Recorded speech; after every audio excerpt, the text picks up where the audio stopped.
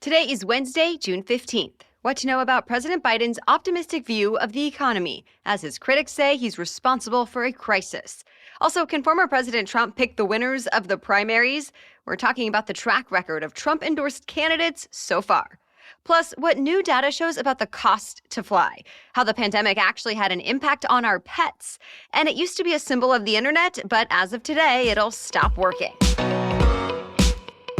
Welcome to The Newsworthy. All the day's news in around 10 minutes. Fast, fair, fun, and on the go. I'm Erica Mandy. Thanks so much for being here. You ready?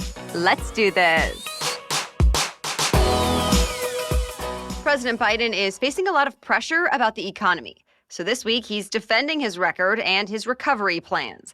Biden spoke in front of the largest federation of labor unions, where he said he's trying to rebuild the U.S. economy around workers, once again making it clear that he's pro-union. Many times in this speech, he made it clear how his ideas are different from those of his Republican colleagues. For example, GOP lawmakers have blamed the president's nearly $2 trillion COVID-19 relief package for causing inflation to start rising last year. And they say the Biden administration has been restricting oil production too much. To that, Biden said, quote, "I don't want to hear any more of these lies about reckless spending. We're changing people's lives." One other thing Biden focused on was the healthy unemployment rate that stands at 3.6% and wages that have been going up. Although the Labor Department says the wage hikes still don't make up for the rising inflation, so people are still left with less money to spend. Separately, the Federal Reserve is meeting today with the goal of tackling that exact issue. Reports say Fed officials are talking about raising interest rates by 0.75 of a point, since so far smaller rate hikes have not done much to tame stubborn inflation. So larger hikes are more likely to help. But over time, larger rate hikes could cause economic pain in other areas. They'll make mortgages and business loans more expensive, cut into corporate expansion plans, and make higher unemployment more likely. Those possibilities have been disturbing Wall Street, and once again yesterday, most stocks dipped. So, to be continued. Supreme Court justices could start getting more security thanks to a bill that overwhelmingly passed Congress this week.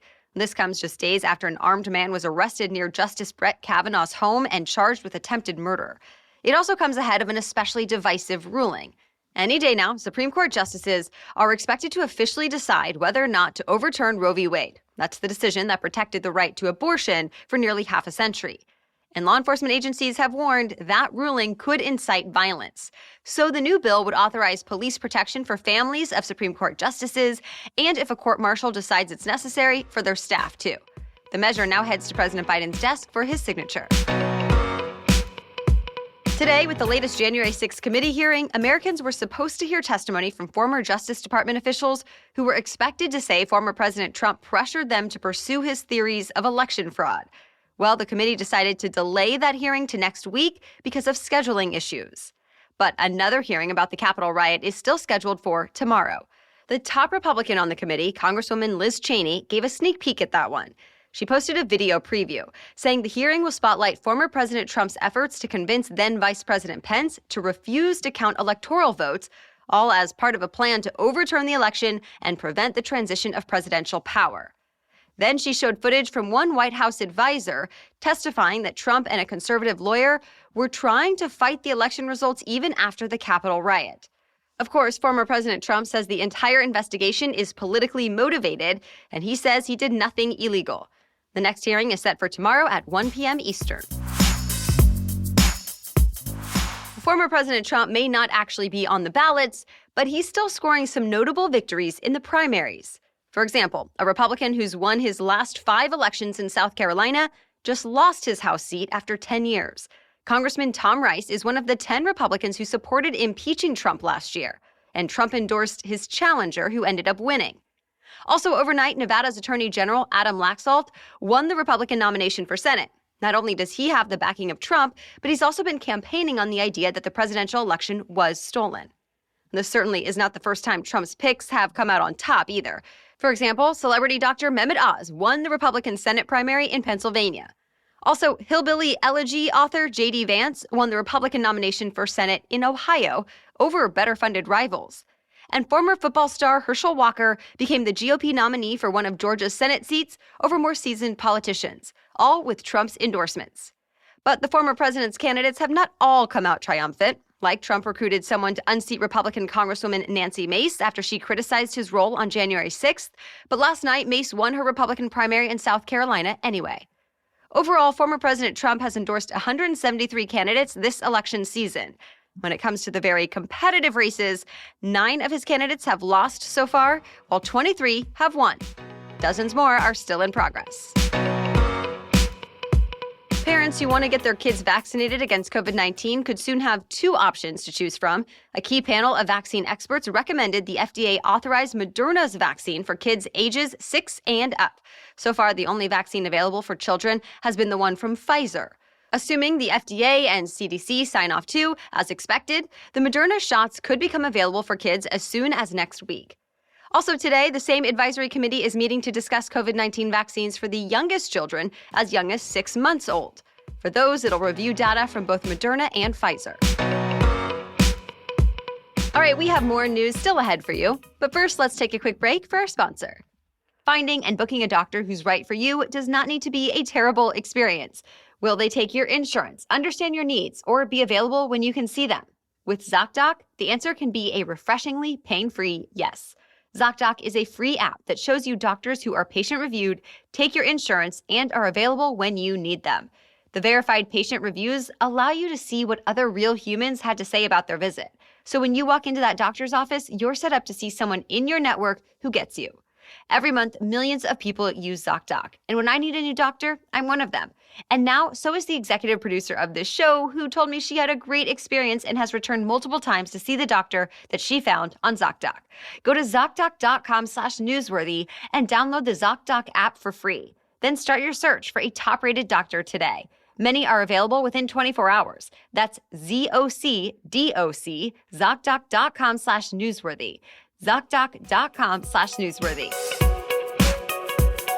The cost to fly continues to go up. New data shows fares for flights within the U.S. last month went up 47% since the start of 2022, and the fares were up 30% compared to 2019. In fact, Adobe Analytics also found May was the 4th month in a row that airfares were higher than before the pandemic. The lead analyst for Adobe said some people are okay with these rising prices, especially if they didn't get on a plane much over the last 2 years and they really want to fly. But others are now rethinking their travel plans. The number of bookings for flights in the U.S. dropped 2.3% in May compared to the month before. That said, the value of the sales, or in other words, the money airlines are bringing in, still went up because of those higher ticket prices. One of the largest and most valuable crypto exchanges is laying off 18% of its employees as the company worries about a possible recession. It means more than 1,000 workers are losing their jobs at Coinbase Global. The Coinbase CEO called it a difficult decision, but said the company hired too many people and grew too fast when things were going well. But now he says a so-called crypto winter could be coming, which essentially means the value of cryptocurrencies could persistently fall over many months. 2 other prominent crypto companies, Crypto.com and BlockFi, have also announced layoffs. It's not just crypto companies making cuts, though. 2 big real estate companies are planning to cut their workforces as well. Redfin is apparently planning to fire 6% of its employees, and Compass will lay off about 10%. Compass told CNBC slowing economic growth is to blame. Redfin CEO pointed to dropping demand for homes that could lead to fewer home sales for years, not months. Stay tuned. Parents will now have a bit more control over their teens' social media use. Meta is rolling out new features for Instagram and its virtual reality headset. They allow parents to be the ones to send invitations to their teens to initiate the supervision tools before only the teens could start it up. Also, guardians can now set specific times during the day or week when they want to limit their teens' Instagram usage. And for teens, they may start to see so-called nudges encouraging them to switch to a different topic if they are looking at one topic for too long. The company has released other similar tools in recent months after facing a lot of criticism about the impact of Instagram on teens' mental health. Today's the day we officially say goodbye to Internet Explorer. Yes, we're talking about the internet browser that was once synonymous with the internet. It used to be the revolutionary way to surf the web for Windows PCs for years. Microsoft introduced Internet Explorer back in 1995. But then came the faster competition like Mozilla's Firefox and Google's Chrome. And now, nearly 3 decades after it was introduced, Internet Explorer will retire. As of today, if you try to open the application, you'll be redirected to the company's more recent browser, Microsoft Edge. It's a big day for hockey fans. The Stanley Cup Final kicks off tonight, pitting the Tampa Bay Lightning up against the Colorado Avalanche. If the Lightning win it, this will be their 3rd championship in a row, something that hasn't been done since the 80s. On the flip side, if the Avalanche take it, it'll be their 1st championship in 21 years. The Avs are actually expected to come out on top, though, since they've been dominant all season. Game 1 starts at 8 p.m. Eastern Time. You can watch it from home on either ABC or ESPN+. And that's it for the main news today, so now it's time for Work Wednesday, when we break down one interesting career or work-related news story every Wednesday. But first, a message from our sponsor. Have you ever had something that actually gets better as you use it? Think good jeans that stretch to perfectly fit your body over time. Would you ever think sheets could be on that list? Well, Boll & Branch sheets are not just buttery, breathable, and comfortable. They also get softer with every wash. I've already noticed the difference. And as someone who works kind of odd hours and is a fairly new parent, I value my sleep when I can get it. I want those hours to be high quality, and Boll & Branch sheets help make that possible. There's nothing quite like getting into a freshly made bed to go to sleep after a long day. And it's that much better when you love your sheets like I do, thanks to Boll & Branch. So get a discount with the promo code Newsworthy at bollandbranch.com. That's Boll and Branch, B-O-L-L-A-N-D, Branch, bollandbranch.com with the promo code Newsworthy. Now back to Work Wednesday. As the world enters the next phase in the pandemic, more and more Americans are going back to their offices, schools, gyms, and social lives. But as people start leaving the house more, pets are having a tough time adjusting.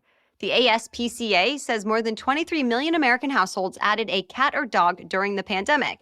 And many of those animals have never known what it's like to be left alone all day. And this means vets and trainers have been especially busy. The online pet pharmacy PetMeds says the prescriptions it's filled for anxiety medicines increased 26% between 2019 and 2021. But experts say not every animal who acts out is having true separation anxiety that needs a medical treatment.